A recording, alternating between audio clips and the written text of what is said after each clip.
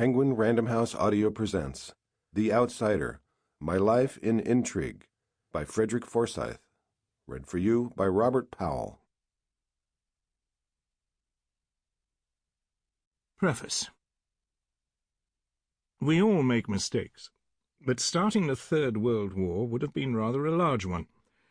To this day I still maintain it was not entirely my fault, but I'm getting ahead of myself.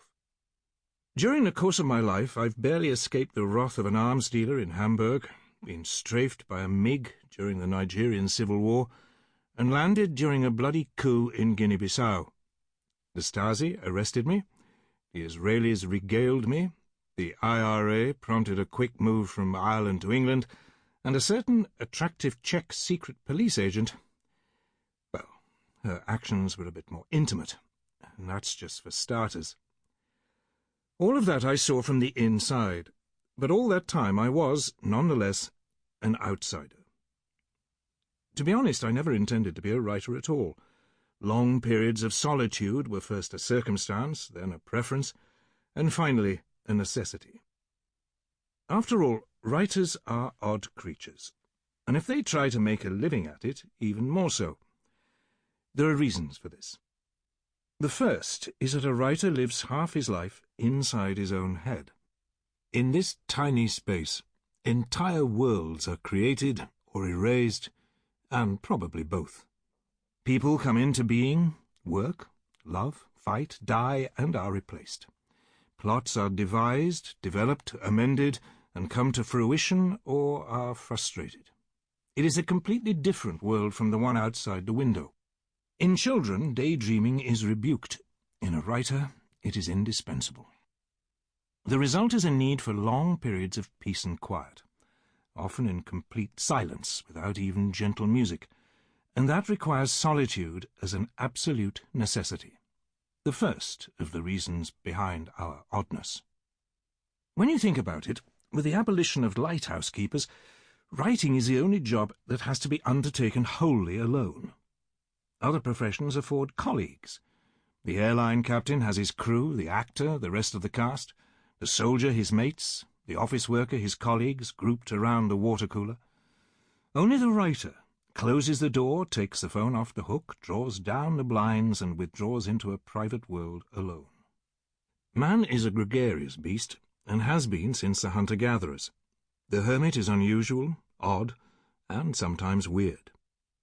You may occasionally see a writer out on the town, wining, dining, partying, being affable, sociable, even merry. Beware, this is only half of him. The other half is detached, watching, taking notes. That is a second reason for the oddness, the compulsive detachment. Behind his mask, the writer is always watching. He can't help it. He observes, analyzes, takes mental notes, stores nuggets of the talk and behavior around him for later use. Actors do the same for the same reasons, for later use.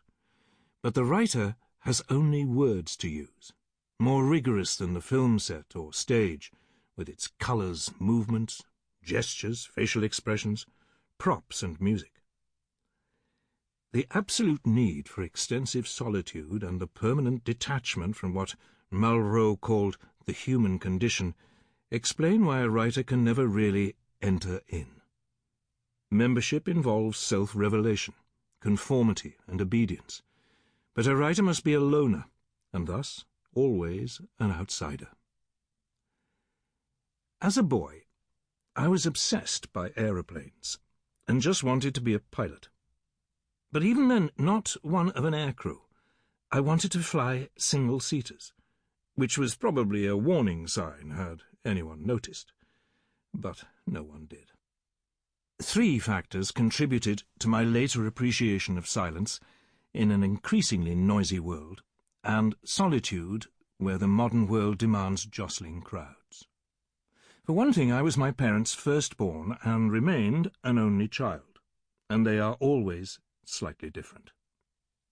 My parents might have had more children, but the war intervened in 1939, and by the time it was over, it was, for my mother, too late.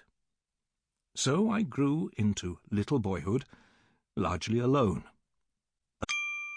Sample complete. Ready to continue?